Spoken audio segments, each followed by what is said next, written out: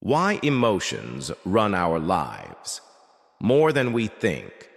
Have you ever said something in the heat of the moment and instantly regretted it? Maybe it was an argument with someone you care about. Maybe it was snapping at a coworker. Maybe it was staying silent when you needed to speak. Because fear got there first. We've all been there. But the real problem isn't that we have emotions. The real problem is when they have us. In today's world, emotional chaos is normalized. Outrage gets the most likes. Quick reactions go viral. Everyone's triggered. And stillness is mistaken for weakness. But the ancient Stoics, they saw things differently. They didn't suppress emotion. They studied it. They challenged it. And eventually, they mastered it. And through that mastery, they found something rare: freedom, control, clarity. And that's exactly what we're going to explore today. In 5 powerful Stoic lessons that can help you master your emotions and take back control of your life. Let's begin. You are not your emotions. Let's start with a truth most people never hear. You are not your emotions. You're not your anger. You're not your fear. You're not your jealousy or your sadness. You feel these things, but they are not you. Think about this. When you're angry, you say, "I'm angry." But what you really mean is, "I feel anger right now." Marcus Aurelius, Emperor of Rome, wrote in his private journal, "If you are distressed by anything external, the pain is not due to the thing itself, but to your estimate of it." Translation: it's not the event, it's your perception. Let's take an example from real life. Imagine you're stuck in traffic. One person is gripping the wheel, cursing under their breath. Another is listening to a podcast, enjoying the unexpected downtime. Same traffic, different inner world. When emotion arises, frustration, fear, resentment, you always have a choice. Let it hijack your actions, or pause, observe it, and let it pass like weather. You are not the storm. You are the sky it moves through. Control begins with the pause. Seneca, one of the wisest Stoics, was betrayed multiple times, even by people closest to him. But what made him different? He didn't explode. He didn't spiral. He paused. He breathed. He reflected. He chose his response, not from impulse, but from principle. Let's bring that to a modern context.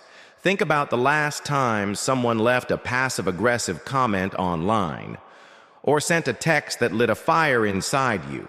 What did you do? Type furiously?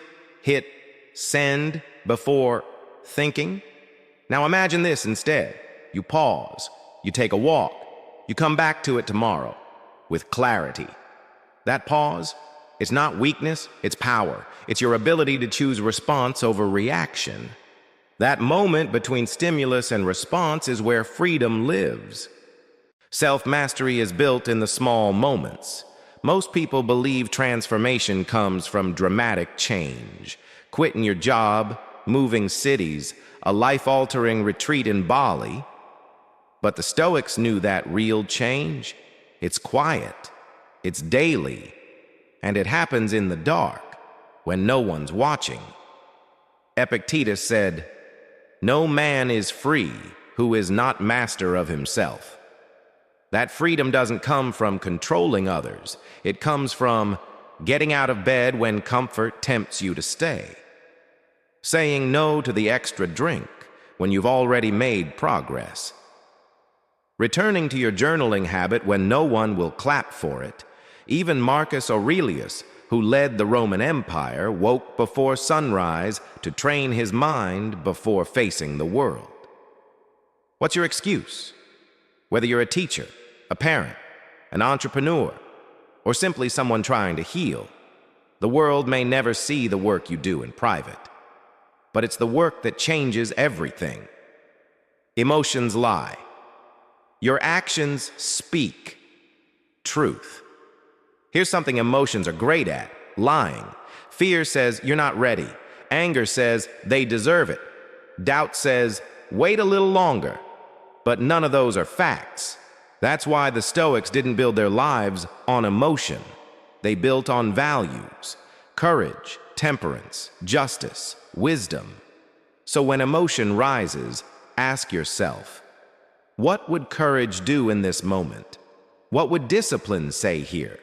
What would wisdom choose, even if no one's watching? You'll be surprised how clear the path becomes. Emotions are loud, but fleeting. Actions are quiet, but lasting. You can't control the world, but you can always control you.